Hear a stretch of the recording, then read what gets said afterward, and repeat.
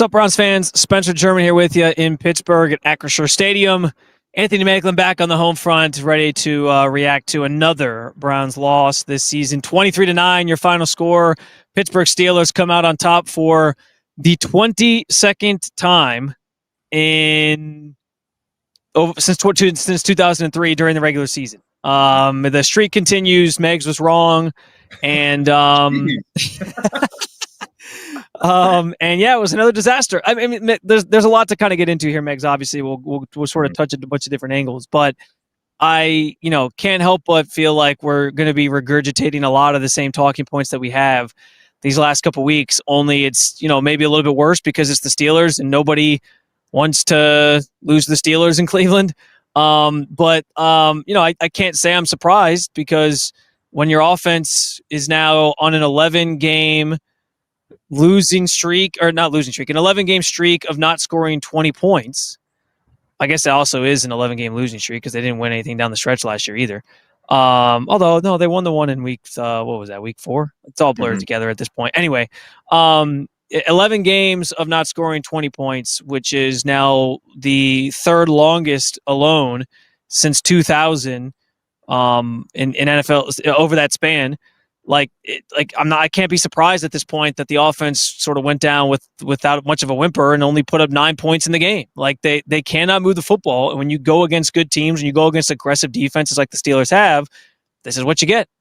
Yeah, it was a disheartening performance today. It truly was. Like I was excited to see, just to see Dylan's second start, start to see him get a little more comfortable, which I think we'll have a good conversation about him. But like the problems on this offense are so much more than just the quarterback. Like the offensive line's horrific. It's just so bad. It made, the Steelers, who have a good front, it made them look like world beaters. And then every time, schematically too, like this is the most disheartening thing for me is like the game plan was pretty bad. I know there was a couple just following along from home and really scrolling a lot of Twitter during the game. I know Jake Burns is a good follow for anybody who's kind of nerds out on X's and O's, but he was like, hey, every time the Browns are under center, the Steelers are just blitzing everybody. And then the Browns do these like super long drawn out play action fakes. And Jalen Ramsey comes up with 2 sacks and on the day. And the linebackers are making huge plays and Patrick Queen's in the backfield. And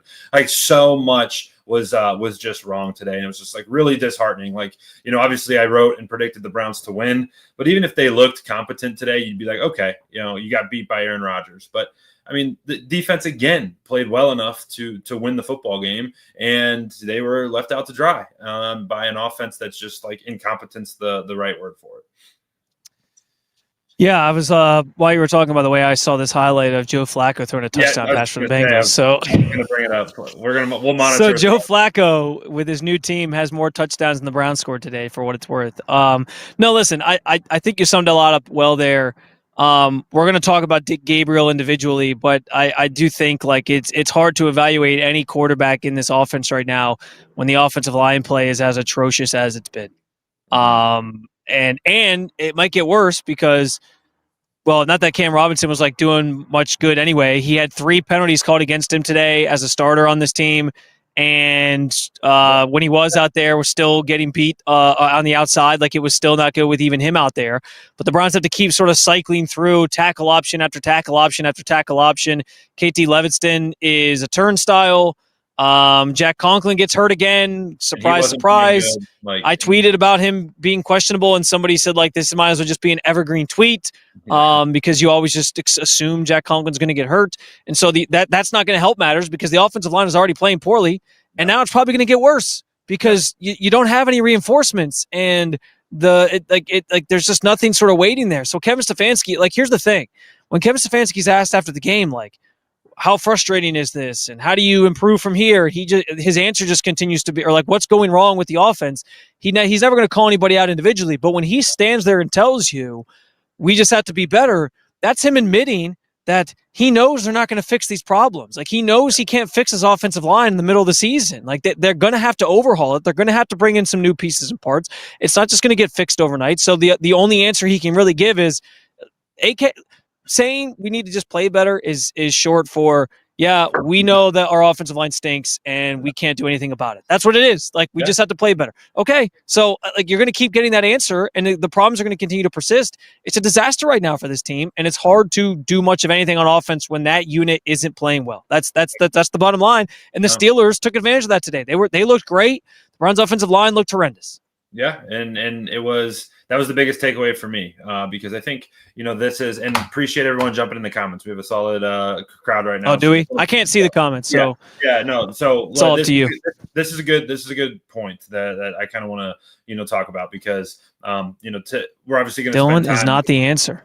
We're going to spend time looking at the rest of the year, looking at these quarterbacks, and Shedor's going to get a chance at some point this year. Dylan's going to get a couple more. I bring that up because I don't necessarily agree or disagree with that. I know through 2 games, you're not going to be able to determine what anything is, or what anyone is, but what we watched today was like so much more than a quarterback problem. Like, you talk about how hard offensive football is at all times. Like, 11 guys have to do their job at all times. And we've spent the first 5 minutes of our show tonight talking about how bad this offensive line is. Well, guess what? When they did do their job, there is nobody open. There is nobody open on this field because these receivers cannot get open. It's hard to watch. It's frustrating when they do get open. Jerry Jeudy had 2 more drops today, and he did kind of fight back a little bit. I mean, didn't put up gaudy numbers, but he had a couple nice catches. But even to that, to your point though, like, hey, on the plays we did execute, I can think back to the one big play that Jerry had,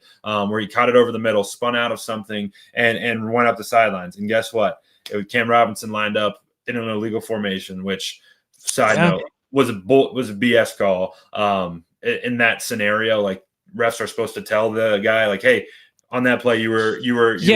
So here's the only thing I'll say, Megs, in response to that. Like, you're right. They're supposed to sort of communicate it, but at the same time, this is now 2 years running where they're really cracking down on that. So Correct. It's also on the player to make sure, like, they're doing it right, they're checking.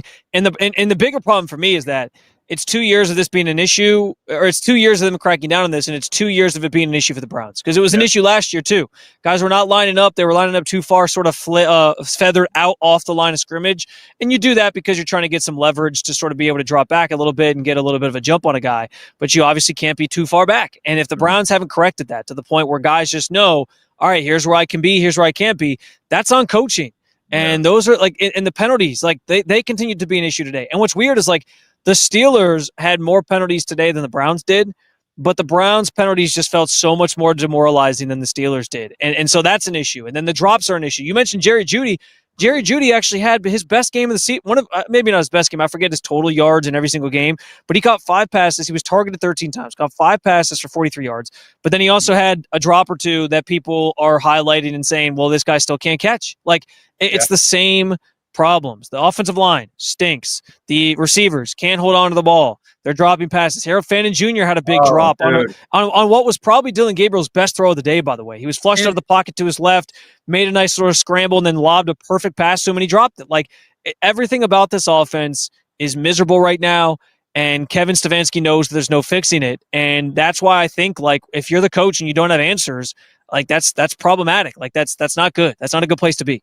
And Germ, I mean, you talk about that Harold Fannin one. It was in the 3rd quarter, okay? And at the time, the score, I'm trying to see the score here. At the time, the Browns were down 10. And he makes that catch. That's like a game-changing catch. Like, that could have potential. Yeah. I'm not saying the Browns win the game. Like, let's just talk hypotheticals, though. If he makes that catch, he probably steps out inside the 15. He maybe keeps his balance and maybe goes and scores or whatever it was. That's a huge play. That's a chunk play. And, like, let's say the Browns kick the field goal, which I believe they ended up doing to cut it to a 10-point lead or whatever it was. Let's say the Browns go score instead of kicking a field goal. Then it's 16-10 and as opposed to 16-6. And then you feel like you can be in it a little bit. And, that came off of a drive at the end of the half, which was awesome, right? So you're starting to stack some momentum. Instead, the Browns do what bad teams do, and they have a drop, and you kind of shoot yourself in the foot there. So really challenging on offense, because everyone's got to do their job for an offense to be successful, and there's very few guys that are not only doing their job but are capable of doing it at a high enough level to be successful. Yeah, I think that's well said. And there's just so many problems with this offense right now. And I listen. I do think we'll get to Dylan Gabriel here in a second. I do think that it is being felt inside that locker room. I think Yeah. Miles is always somebody I look to when he talks, as somebody who has a pulse on that team and the sort of vibes around him. And him saying post game, like he was asked point blank, how do you feel? Like, how frustrating is it that you guys kind of keep losing the same way? And he was candid. He said, "Yeah, it's frustrating as hell. Like we keep losing like he's a game the same way. It's frustrating as hell." Like I think that sort of speaks to how the team feels about it. Like I know the Miles generally is going to be somebody in that locker room who's a catalyst for like positive and positivity and trying to like move forward and keep just playing hard because he cares about his legacy and all those things. But at the same time, like if he's feeling frustrated, the rest of the guys in that locker room are feeling frustrated. There's kind of a lot going on. And it's like that's where you start to worry about like things falling apart internally. And that can be a problem. Like, so I there's a lot to sort of dissect there. There's a lot sort of in play there. But yeah, man, like the same problems persist and nobody really has answers for it. And that's why Miles is saying that post game. And you just hope that they can sort of keep it together. They got a long way to go, though. 11 more of these things. And if the problems on offense persist, like I don't know how they just kind of go through the whole season and everyone's just, happy go lucky about every single week they got to come out here and get their ass kicked. Yeah, no, it's something. And, we were talking pre-show here, and this brought me back to our summertime conversations. When you looked at this schedule, we talked about how they have to keep this team together through this first stretch of games. And, we talked about best case scenario, this team's 3-3, a realistic scenario, they're 2-4, a worst case scenario, they're 1-5 or 0-6. And here we are, we're in the worst case scenario. This is a 1-5 football team that is a blocked field goal away from being 0-6. It's also a missed kick and a bad defensive possession away from being 2-4, right? Or 3-3. So, this NFL happens on the margins, and maybe the final score is a little bit spread out today, but there's several close plays in there that were like, maybe just get that cut, make that play, and things could possibly change, but didn't fall their way. And now that's the biggest thing is, can they keep this locker room together and try to rip off a couple wins here to try and salvage the season? There's more I want to get to on that topic specifically, but I don't want to leave the offensive side of things and the problems without talking about Dylan Gabriel. He had a rough day overall. He was hit, I think, 15 times today, sacked 6 times today, which, again, goes just back to how bad the offensive line is. I don't want to sit here. Like, I know that comment said Dylan's not the guy. Mm-hmm. He was 29 of 52. First of all, if you're throwing the ball 52 times, especially with Dylan, because that's not really he's not that type of quarterback. Like, he's not a slinging around the yard and like play backyard football like Patrick Mahomes. Like, let's throw 50 plus times. He's, he functions really well within the operation of the offense, and that speaks to like how bad things were today. That they were like, this is the only thing we think we can do to try to move the football. But he was 29 of 52, which is a 55.8 completion percentage, 221 yards, no touchdowns. The one good thing, no interceptions, but let's be honest, Megs, there was like 4 or 5 passes that probably should have been interceptions, and the Steelers just couldn't hang on to them. One of them actually went right to Juan Thornhill, which I can only imagine what meltdown would have happened on social media if Juan Thornhill had come out with an interception. By the way, Juan Thornhill, while we were doing this live, he tweeted a picture of the sign that says Steelers win, and he said, quote, jogged my ass out of Acrisure with a W. So he's taking pot shots at the Browns after last year jogging in that game against the Saints and then being cut by the team this offseason. So that's, to the victor go the spoils. I guess that's part of the game. But yeah, so listen, it was not a good day for Dylan Gabriel. I think what I take away from this one is, A, it's really hard to evaluate him when he was under duress all day. B, there were some moments where you were like, okay, this guy's still a rookie.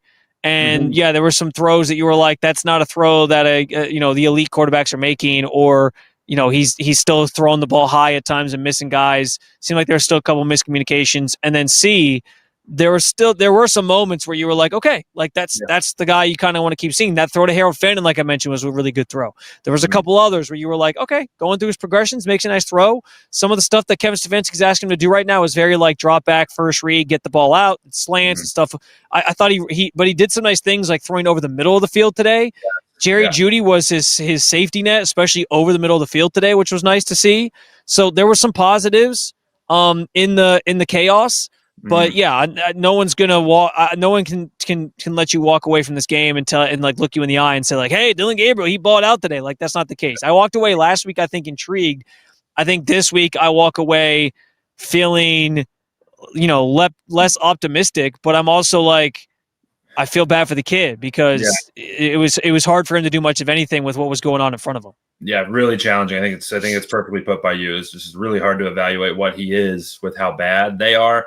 But there's a couple like it's going to be interesting to see how he improves throughout the year, because I can think of a couple plays early in the game. One specifically, I believe it was third down. He ended up taking a sack on the play, or maybe throwing an incompletion.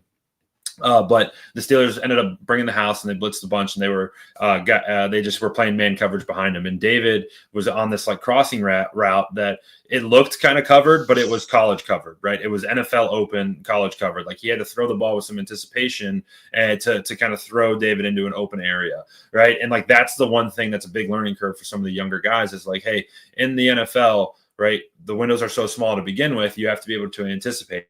And there was like there's a couple clips that just, hey, they showed the back view on the replay. I was like, ooh, could have pulled the trigger there. And that's like a learning thing and something that he's going to continue to get better at. I think the one thing that I'll take away from this game is that the one positive thing is the drive before the end of the half. 16 plays, 72 yards in over 3 minutes. That was awesome. Ball was safe. Ball was coming out with conviction, and you could tell the difference of the release when he's like throwing it confidently and when he's kind of like hoping it. And that thing just ripped right out of his hand, and it's accurate. But I will say, after the preseason, I was expecting him to be like a surgically accurate dude who is just a little bit small, and you'd have to overcome that. So far in his 2 starts, he's shown a little bit of not as accurate as I thought he was going to be, or maybe hoping that he would be. So I'm hoping that continues to improve. But, it's somewhere in the middle. I think it was a decent day for him. Not great by any means, but not one that you're like, burn the tapes because it was so bad. So somewhere in the middle. Yeah, I mean, I think a lot of people would just burn the tape because it was so bad, but probably less because of Gabriel and more because of everything else that was going on that was bad with the offense. They would just be like, we don't want to watch this one back again. Mm-hmm. But yeah, like I don't think anybody should have expected Dillon to go from last week giving you a solid outing to then just being, whatever version of a quarterback you think he's going to be in the NFL level, like whatever his ceiling is. Like he's a rookie. He's learning on the fly. He's going against a tough Steelers team, tough environment to play in on top of it. His offensive line is bad, as we've now said, I think 20 times on this conversation during this conversation as well. We're not done saying I'm sure we'll say it at least 30 more times before it's all said and done. It's like, I don't know, like it's a hard game to evaluate him overall. Like I think the best I can say is what I said before. Like there was some good, there was some bad. That drive before the half I think was good. Some anticipation throws over the middle, finding guys, going through some of his reads to get guys open or find guys open over the middle of the field. I thought was good. But you're right, he missed some throws. There were some times where like throwing with anticipation, throwing a guy open. He missed a couple of times where guys kind of came open on a play and he wasn't looking that way and he missed it. So he's learning. I don't think it has to mean this is who Dillon is. Like I guess some of the people in the comments probably feel. I think there's a lot more in play than just Dillon being not maybe the best quarterback. We don't have that answer, I don't think yet. But it's just all around a bad situation for him, and it's probably part of the reason why Kevin Stefanski wasn't sure about even like making Shedeur the backup for a couple days, because he was like, do I want to put both these quarterbacks in a situation where they're just getting murdered every play? I don't know. Maybe here, conspiracy theory. Maybe the Browns told you they really like Dillon Gabriel more, but they actually want Shedeur to succeed. So Dillon Gabriel they put out there first as like hey, let's see if this guy can sort of make it. And but really we want him to just kind of be there to buffer us to get to Shedeur Sanders, and then next year Shedeur Sanders is your starter. There you go. There's a fun conspiracy theory for you on a Sunday. Maybe that's it. I'm kidding, obviously. Yeah, I'm kidding. No, it sucks. It's just frustrating. Every week feels the same. It takes me back to a couple weeks ago when you were like, I wonder if we could just pre-record all of our post-game shows and see how close they are to each other. Because this is a week we could have done that. Last week was not. This week is. Yeah, for sure. But yeah, just frustrating on the offensive side of the ball, and it sucks because this defense is good enough to win football games, and it's going to all go to waste, which is kind of our worst nightmare there. Yeah. Well, and listen, I didn't even really get to the defensive side of things. I think the defense did the best they could. It was Tyson Campbell was targeted a lot today. You could tell they were going at him as like the new guy. Does he really know the defense? I actually think he played pretty well. He got beat on that double move by DK for the touchdown. But all the other times, like he was in one-on-one coverage with DK, he was like running step for step with him. There was one I thought was going to be PI because it didn't look like he looked back, but they didn't call it. And that's one of those ones where it's like, well, they can't call it every time, so whatever. He didn't really play the ball, but he was still in tight coverage. Even the one catch that DK made was like 25 yards early in the game. He was in great coverage, and it was just a freaking amazing pass from Aaron Rodgers. It was like, how do you defend that? There was like no defending it. So I thought he played pretty well today. Even though he gave the touchdown, I think he's only going to get better as he gets more acclimated to the defense.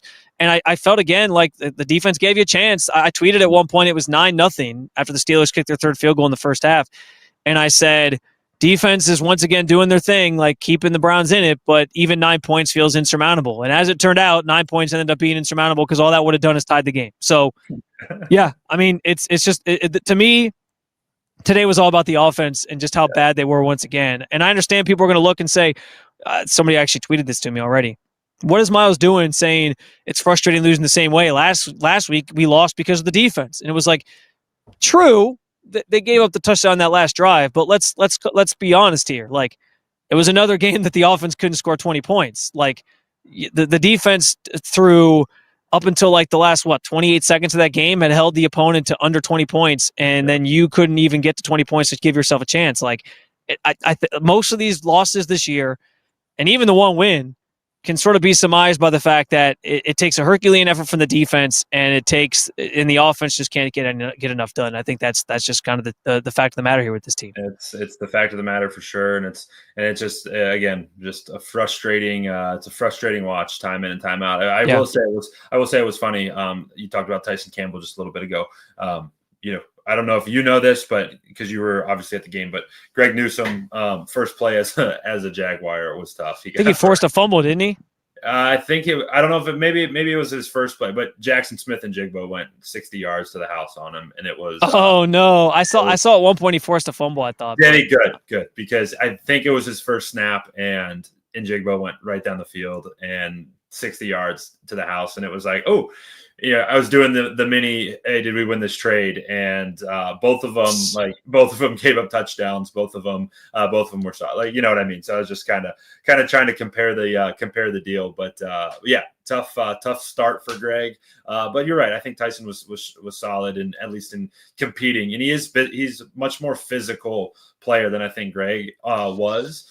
Just his build and his kind of want to stick his nose in there, which is cool. And I'm excited to see how he continues to. Maybe I'm wrong about that because I just went and looked it up, and Greg Newsome's not even on the defensive stat sheet for the Jags. So maybe I'm wrong. But anyway, that's for another podcast to talk about. We're obviously here talking about the Browns. I think before we leave, Megs, we have to circle back to sort of. I mean, I don't even know if it's an elephant in the room at this point. It kind of is. It kind of feels like the topic du jour at the moment. But listen, I wrote a story about this. You can find it up at roundtable.io/sports/NFL/Browns. It was my post-game column that went up right a few minutes within the game ending. The idea that there's been, before Kevin Stefanski, 6 of the previous 7 coaches were fired after a loss to the Pittsburgh Steelers. Yeah. I don't think we're going to wake up tomorrow and Kevin Stefanski's going to get fired. I don't think he's going to get fired tonight. Granted, the Penn State did fire James Franklin during the game today, so I guess you never know when that news could come down at any moment. But that would be nice. But I digress. Well, I'd love to have that conversation, but we only got a few minutes left. Pause. $50 million to not work is awesome. Ultimately, that became a speed. Like I thought that might prevent them from doing it. Yeah. But it ended up just being a speed bump. They were like, we'll figure it out. $50 million to get this guy out of here. Anyway, look under the couch cushion. It's right there. Honestly, though, there's some parallels there, though, like to Stefanski and James Franklin, and like in James Franklin's case, it's not going to take to the end of the season for them to decide this, but they clearly felt like it's not going to work here anymore with this guy. And that's been my point all along with Stefanski. I know what Jimmy Haslam said. I know what he said. I know he made it seem like this is a mulligan year. I know that he extended both these guys. We keep saying they're tied to each other, Barry and Stefanski. That might very well be true. That might very well be true. Maybe they really do get the mulligan and they're on their way. But I can tell you that NFL history suggests if you have 2 losing seasons in a row, you're in trouble. Like, you're not just guaranteed to keep your job in that instance. And so we can assume what we want to assume based on the comments from Jimmy Haslam and whatnot and all those different things.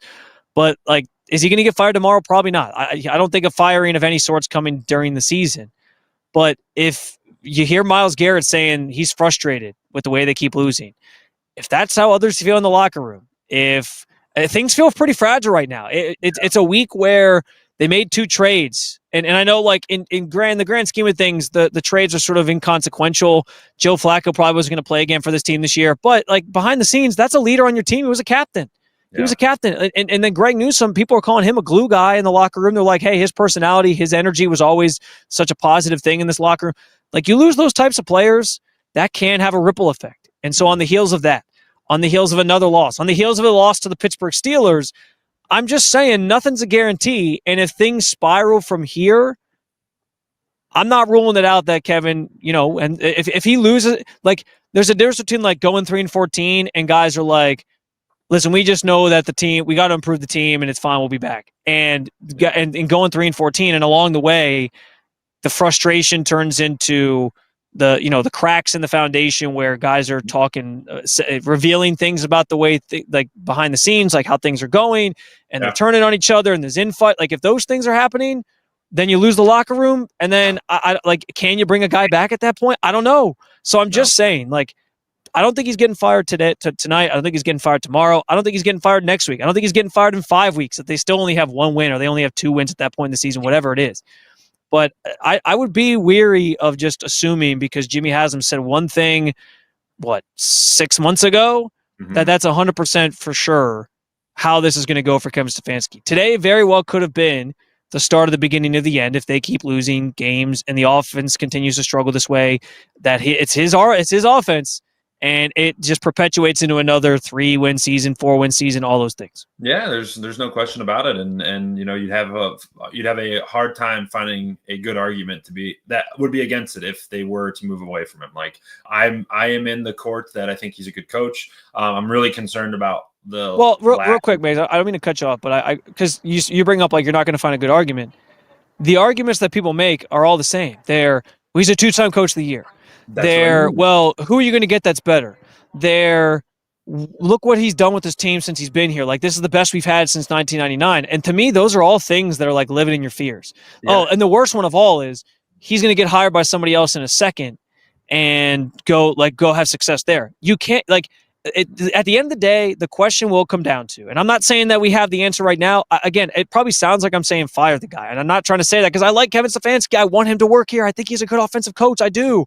But if you get to the end of the season and the answer to the question of can he still work here is no, you can't just run it back just for continuity's sake. You just can't. I'm sorry. No, you're right. You're right. And I want to be very clear. If they fired him, you would be hard pressed to find a good argument that was like, you shouldn't have done it because this team, this offense stinks. Like, this is us saying, hey, we want to keep this offensive coach, and we haven't scored 20 points in like a calendar year. Like, those two things shouldn't connect. And yes, there's a lot of reasons because of it. I am in the camp of, like, I want, similar to you, like, I want him. I think Kevin's a good coach, and I want him to continue to be the coach. But outside of the personnel issues, right? The schematic stuff that's like, that shouldn't be happening. And that's a bad play call, or why are we doing this? Or, like you said, or you and I were talking pre-game or pre-show, like, hey, there was some weird, like, motion stuff they were doing with the tight ends. And, like, it just felt odd. And it's felt odd, for the past, however many games, 2 years now. And that part's frustrating. So, this was this part we were all scared about when the Browns were 1-5. What was going to be the temperature of the fan base, the temperature of the locker room. They have a week next week against the Miami Dolphins where that's a game that they feel like they probably should win. And now it's become, I hate to say this, but it's true. It's like their Super Bowl almost, like at least for Kevin, because there's not many games on this calendar that you think you can win and be maybe even favored in. And this is one of them. And you can't let one of these go by the wayside because it's so valuable to get a win in a situation like that. I'm telling you right now, there is no coach that can go through a season, really back-to-back seasons, where you only win 3 games potentially, or just whatever, put a number on it, say 5 games or less.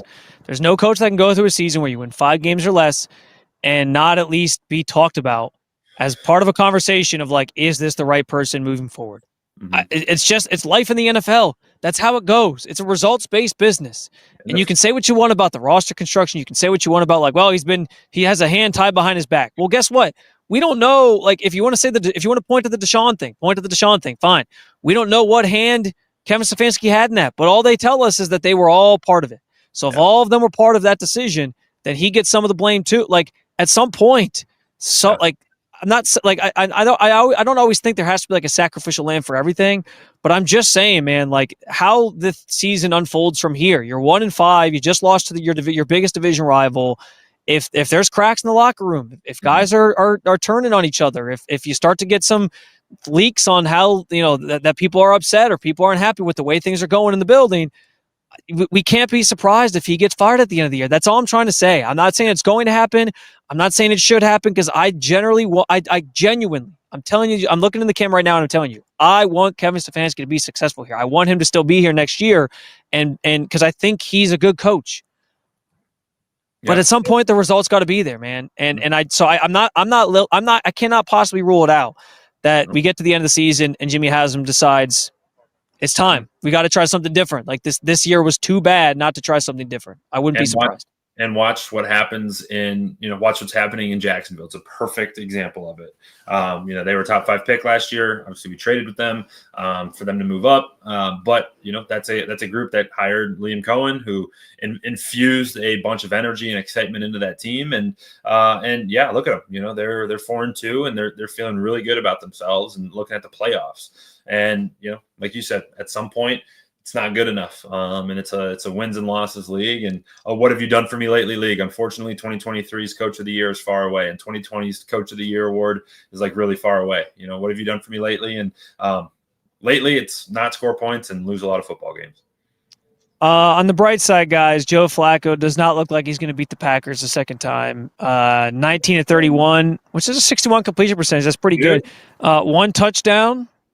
He has been sacked once. But he's down 24-10. It's 17-10. No, it's 24-10 now. They just scored. Yeah, 24-10.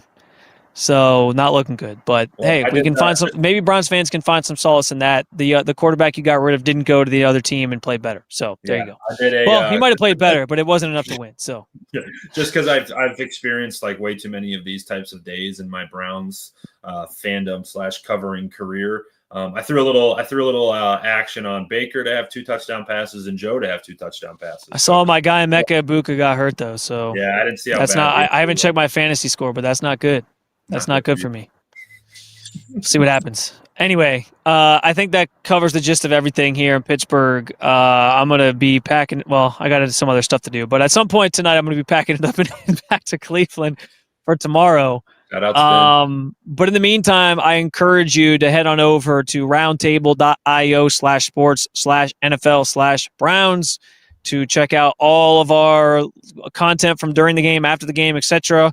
All the different stories and all that over there. Please give it a read if you can. We'll have some more going up there for you as well from things that were said post-game and whatnot, so stay tuned for that. But be sure also to subscribe to this channel, especially if you liked the conversation we had today. Megs, I'll say this. The Browns didn't play very well today. I think you and I, though, this was probably one of our best performances, I think. Hey, both pre and post game, I think we had some good conversations. Do we want to go back even more? This was one of our better weeks. We had, and if you're new to the channel, we had a lot of new faces jump on this week. We had a 100,000 viewed video. So let's go. That's 2. It was clearly our podcast. It was our work. Sure. It was our work that it was 100% our podcast. I mean, what else would it be? Like, come on. You want to go figure out which video that was, and you won't have to look far, and your guess is you could probably guess right now who the main character was in it. So, no, good week, dude. It sucks that this team we watched and have to cover is tough, but I appreciate everybody jumping in. The comment section is going. Like I said, our subscriber count's growing. Love doing content just like this. So follow along wherever you can. No doubt about it. I think we're getting pretty good at this, Megs. In the meantime, we appreciate you hanging out with us. Hopefully this was therapeutic for you, and we'll talk to you throughout the week. We got a lot more coming as the Browns get ready for the Dolphins in Week 7, back at home. Maybe a game they can finally win. We'll see. We'll see how we feel as the week progresses, but be sure to keep on following along, as always, with all things Cleveland Browns with the Cleveland Browns Roundtable.